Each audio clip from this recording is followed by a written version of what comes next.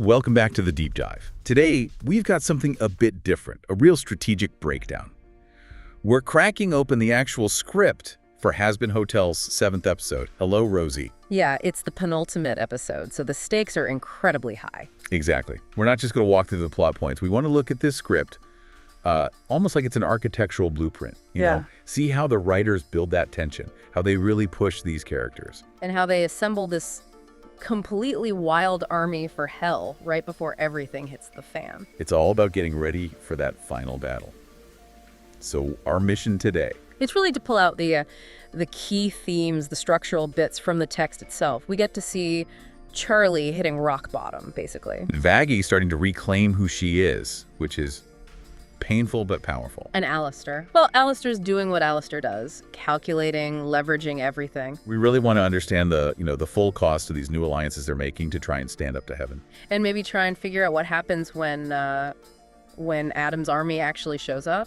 It feels like we've literally been given the instruction manual for, prepping for total war here. Yeah. The script shows us all that emotional fallout from the last failure. Which was pretty devastating. Oh, totally. And it shows exactly how the crew goes from that despair to actually building, a defense force that might stand a chance. It lays it all out. Who's broken? Who steps up? And crucially, who takes advantage of that brokenness? Yeah. So let's just jump right in. Let's dive into that wreckage, look at the weight of failure and that really chilling price Charlie ends up paying for information. Okay, so that opening scene in the hotel lounge, wow, the atmosphere is just thick with negativity, isn't it? Oh, absolutely. It's like you can taste the cynicism. It's the immediate psychological aftermath of Charlie's plan failing. Again. Morale isn't just low. It's like 6 feet under. And the writers nail that mood instantly with some really harsh dialogue. Angel Dust, he's always the one, isn't he? He goes right for the jugular. Straight for Vaggie. That line about her lack of wings, just like her lack of tits. Oof. It's brutal. And it immediately uses Vaggie's big secret, the thing that just came out, against her. It sets this tone of collective bitterness. Resentment, yeah. Disappointment. And then Husk comes in with just the perfect cynical summary of their whole problem. Yeah, that line. How come every time Charlie talks to heaven, we get in deeper and deeper shit? It cuts right to it, doesn't it? It's not just him being grumpy. It's this dawning realization that maybe Charlie's whole optimistic approach. Yeah. It just doesn't work down here. It's fundamentally flawed for hell, yeah. And Vaggie tries to defend her, but it sounds so weak, She's trying her best. Right. But trying her best isn't stopping the exterminations, is it? Yeah. And everyone there knows it. Yeah, and in that moment, Vaggie trying to protect Charlie actually makes her look like she's not acknowledging how bad things are for everyone else. That they feel let down, exposed. Even if Charlie didn't mean for it to happen. And where's Charlie during all this? Completely alone. The script says she's upstairs, under her covers, softly crying. Just razzle and dazzle there. It really drives home how much this has broken her. It's not just disappointment. It feels like her whole identity is crumbling. She's retreating, yeah. Which, naturally, is the perfect moment for Alastair to slide back in. Of course, perfect timing. And his approach, it's not like a typical overlord threat. It's pure psychological manipulation. He doesn't offer comfort. He uses her self-hatred, points it right back at her, accusing her of dooming everyone you love. He twists the knife. He forces her to face the absolute failure of her whole approach, her whole belief system. And that's what pushes her over the edge, isn't it? That realization. They came here to be saved, and all I gave them was more pain. I'm just as bad as the cruelest overlord in hell. And maybe worse. At least they don't go around giving false hope. That's the line. That self-comparison to the villains is huge for Charlie. She's basically saying destructive honesty is better than, hopeful lies that lead to disaster. She sees herself as morally bankrupt at this point, which is an incredible turning point for her. Yeah, it's like she finally accepts that good intentions aren't enough in hell. They can still lead to ruin. And that makes her so vulnerable to someone like Alistair, someone offering a different way, a darker way. When she's that broken, she's ready to listen to anything, any offer. Which leads us right into Alastair's big moment, his monologue about the smile. This feels like his core philosophy laid bare, doesn't it? Absolutely. It's way more than just advice. It's like, this is his operating system. Let's really dig into this. Yeah. He's not talking about actual happiness. No, not at all. He's talking about using the appearance of happiness or confidence as a weapon as power. He literally forces her to smile, That's calls it a valuable tool. And the quote itself, it breaks down the tactics, right? First, inspires your friends. Leadership 101, especially when everyone's down. Hey, morale up, yeah. Second, keeps your enemies guessing. That's defense. Don't show weakness. Makes sense. And third, the big one, ensures that no matter what comes your way, you're the one in control. Control. That's the key word for Alistair. Always. It's the complete opposite of Charlie's natural state, isn't it? Her smile is usually real. Her pain shows. And Alastair's basically teaching her. In hell, sincerity is a liability. The smile has to be a mask, an impenetrable shield. A performance. It's all about psychological dominance. It's actually pretty sophisticated manipulation when you break it down. And he gives her this lesson right when she's listing all the ways she's lost control. It's perfect timing. Oh, the list is brutal. Vagie's lies, that's personal control, gone. Ah. Heaven refusing to listen, political control, gone. No proof the hotel works, professional control shattered. And Adam's invincible exorcist army that's physical control, totally lost. She's facing complete powerlessness. And that absolute vulnerability, that's exactly what Alastair needs for his next move to land. He's offering her the control she's just admitted she doesn't have. And here it comes, the deal. This is the pivot point for the whole episode, maybe the whole season. Alastair dangles the bait. With that creepy, charming little tune, I know something you don't know. About angels not being as indestructible as they seem. That's the hook. He offers her a tiny crack in heaven's armor. The one thing she desperately needs right now. And Charlie just snaps. She blurts it out. I'll do anything. That's it. The trap is sprung. And the terms are so interesting. She asks if he wants her soul, right? The classic deal. Yeah, standard Overlord stuff. But he waves it off. Heavens no. No. All bright and breezy. Which is maybe the creepiest part. Because it makes her drop her guard, makes the actual request sound smaller. Exactly. Instead of her soul, he asks for one itty-bitty favor at a time of my choosing where you harm no one. Okay, let's pause on that last bit. Where you harm no one. On the surface, that sounds safe, almost tailored to Charlie's morals. It sounds safe, right? But think about it. If it was truly harmless, why frame it like a soul deal? Why the green magic, the binding contract feel? Yeah, something feels off. It sounds like a loophole. A trap designed to force some kind of huge ethical compromise later on, but one that technically fits the harm no one rule. That's exactly where the genius or the horror of it lies. The favor can't be like physical violence, so what could it be? It has to be something political, or maybe something symbolic, something that causes harm indirectly. Could be. He could force her to break a crucial alliance later, maybe betray someone who trusts her, like a redeemed sinner or another potential ally. Or reveal some devastating secret that shatters everyone's trust in her. Or maybe even demand she give up her claim to the throne under very specific, non-violent circumstances. Wow. Okay, so it's not about her life, it's about her integrity, her ability to lead, her very purpose. He's locking her in psychologically, using her own goodness, that harm no one clause, against her future self. The debt isn't just a favor, it's a moral leash. And then the handshake, the green flash, it's done. And Vaggie bursts in, slams the door with the spear. Her reaction says everything. No, Charlie, please tell me you didn't. Heartbreak. Vaggie knows deals like this. She understands the true cost way better than Charlie does in that moment. The deal works, right? Yeah. Immediately, he gives her the info. Yep. Carmine killed an exorcist. She knows how they can be harmed. Which instantly triggers the two main paths for the rest of the episode. Vaggie has to go see Carmilla to learn how to fight them. And Charlie needs to go to Cannibal Town to get an army, to get numbers.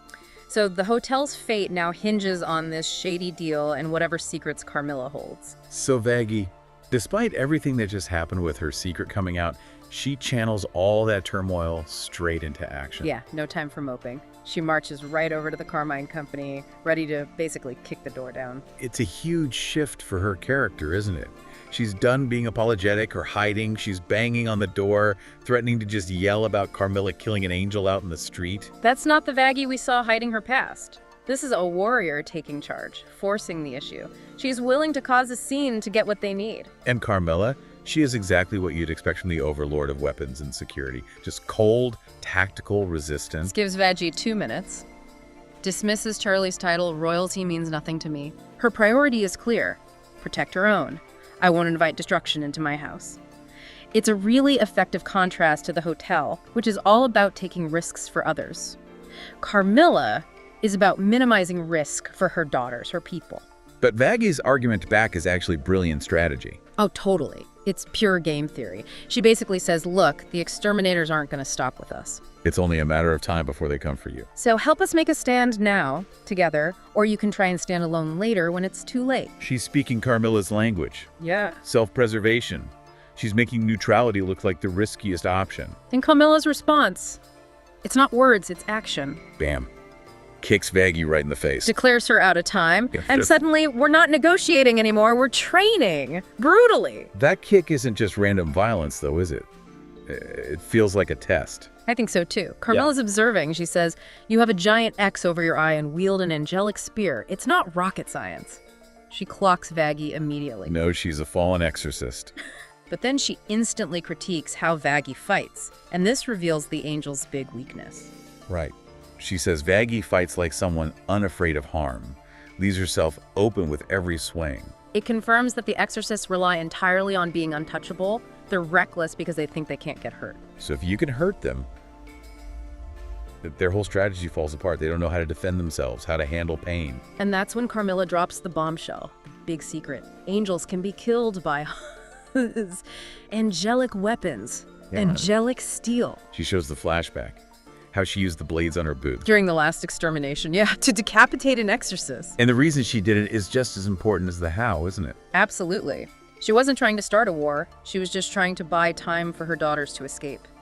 It connects the means of killing angels directly to, well, love, protective, parental love. Which flows perfectly into that song sequence, Out for Love. Yeah. This feels like the core theme of Vaggie's whole arc here. Definitely. Carmilla basically diagnoses Vaggie's current state. She's fighting out of detestation, vengeance, against Adam, against heaven. But Carmilla says that's not enough. That won't win the fight. Right. She tells Vaggie she needs a different type of motivation, and the shift is huge. You'll only stand a chance if you're out for love. Not just vague love, but specific love. Protecting Charlie, the one who is your reason to live. The lyrics really hammer this home, don't they? Fuel yourself with the fear of losing that somebody who's your reason to live. It takes Vaggie's past violence, her angel training, and channels it through this incredibly focused, selfless goal: protect Charlie. Carmilla's essentially teaching her that this kind of fierce, protective love, it gives you a focus, a ferocity that the angels fighting out of duty or maybe just cruelty. Yeah. They can't match it. And the transformation is immediate and visual. It's so powerful. Vaggie internalizes this, accepts that she's fighting for Charlie, not just against Adam. And she leaps, yeah. and bam, new wings. Grows a new pair of angel wings. It's not just getting her old ones back. It feels like an upgrade, a synthesis. Yeah, it's like she's reclaiming that angel power, but on her own terms now, fueled by her love for Charlie, her life in hell. She's embracing both sides of herself. She's not just the fallen angel anymore. She's the warrior Vaggie, powered by love, ready to defend her partner. It's a massive symbolic and physical change. And the immediate result, Carmilla's in. Yep, we're gonna need more weapons. The strategy is set. Carmilla has a reason to join, and Vaggie has found the power she needs. Okay, so while Vaggie's having this intense physical and, spiritual breakthrough, Charlie's still really struggling. Yeah, even though she's on this vital mission to get an army, she can't shake that feeling of betrayal from Vaggie. She has that line to Alistair, it's so raw. 3 years I've been sharing my life with her. What fucking deodorant I like. And she keeps something like this from me. That detail, the deodorant, it makes it so personal. It shows the level of intimacy she feels was violated. It's not just the lie itself, it's the secrecy, the feeling that Vaggie kept this huge part of herself hidden for so long. And Alistair's just brought her to Cannibal Town. To Rosie. Who is instantly charming and terrifying, offers Charlie tea, or maybe some nice pinky fingers instead. In little pink wrappers. Rosie just perfectly nails that hell aesthetic sweet on the outside, absolutely ruthless underneath. And we see her connection to Alistair right away. He calls her the most darling, delightful, and dangerous overlord. Suggests they go way back, a real power alliance there. And Rosie immediately steps into this, counselor role for Charlie, but a very hellish counselor. She cuts right through Charlie's anger, doesn't she? Forces her to look at it differently. Asks those killer questions. Have you ever once doubted that she loved you in return? Ouch. And the big one.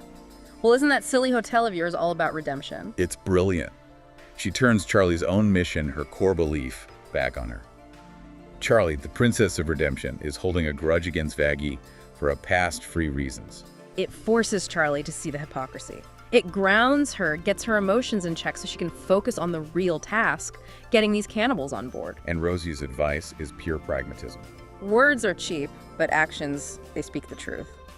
She points out Vaggie didn't run away. She went off to find a way to fight back.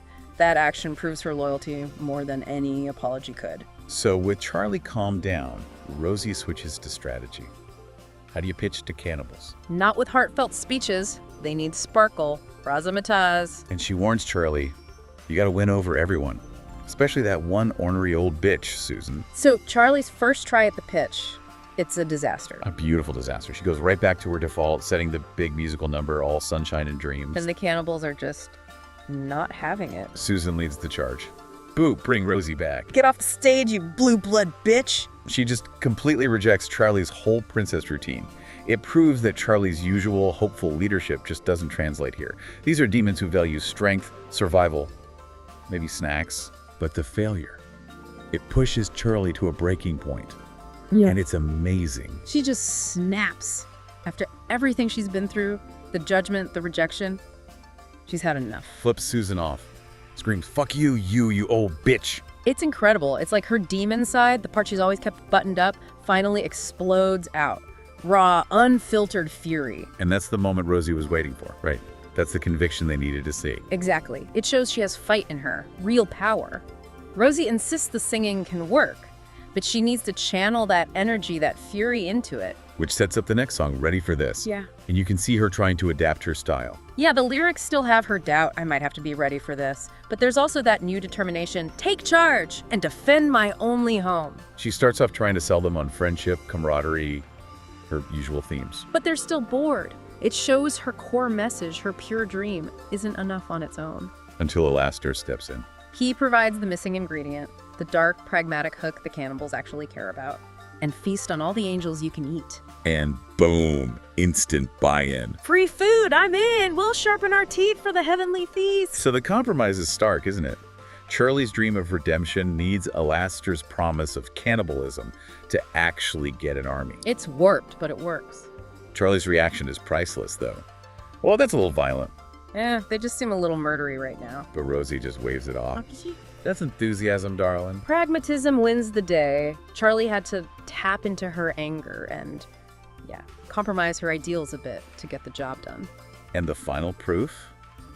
Susan, that little nod at the end? Approval from the ornery old bitch herself. Charlie learned how to lead in hell by appealing to their appetites. Okay, so the end of the episode brings everything together. That visual of them meeting back at the hotel gates. It's pretty powerful. Yeah, Charlie arriving with this horde of hungry cannibals. And Vaggie pulling up with crates and crates of angelic weapons. The two mission threads just click into place. And the reunion is perfect. It's all action, no big dramatic speech needed. Charlie sees the wings. New wings. Right. They look nice. Offers her a little souvenir from Cannibal Town. It's understated, but it shows the personal stuff is resolved. Vaggie tearing up, the hug. It confirms what Rosie said.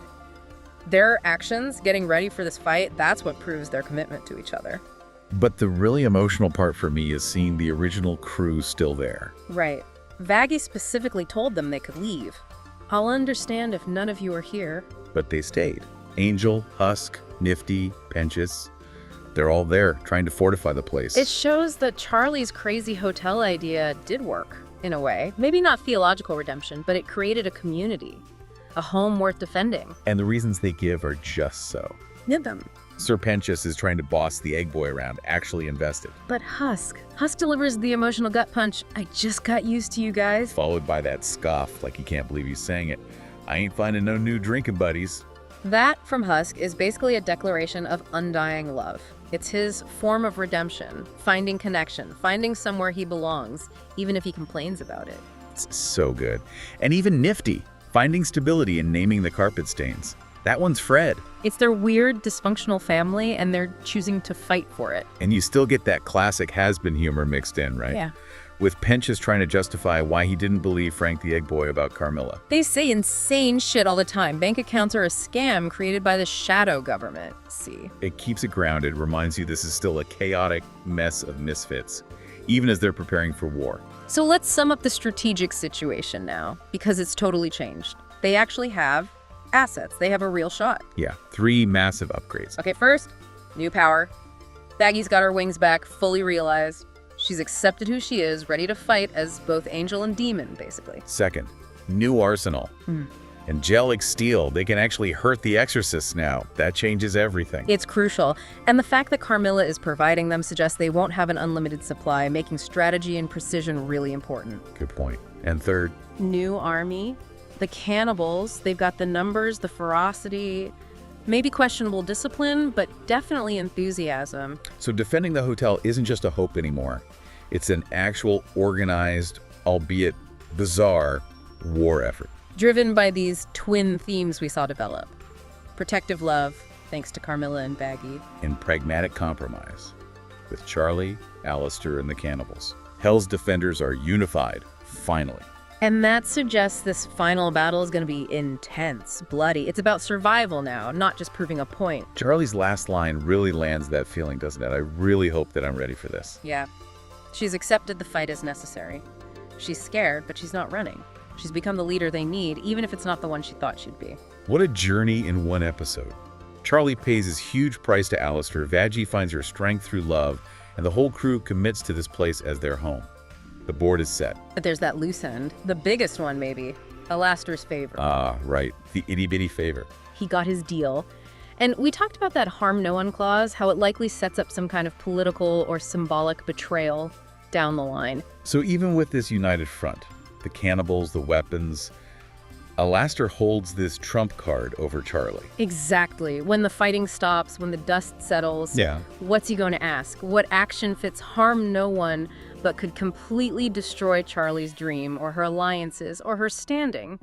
He holds the leash now, in a way. That is a seriously chilling thought.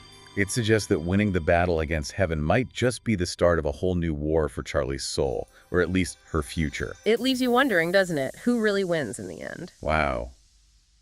Okay, lots to think about there.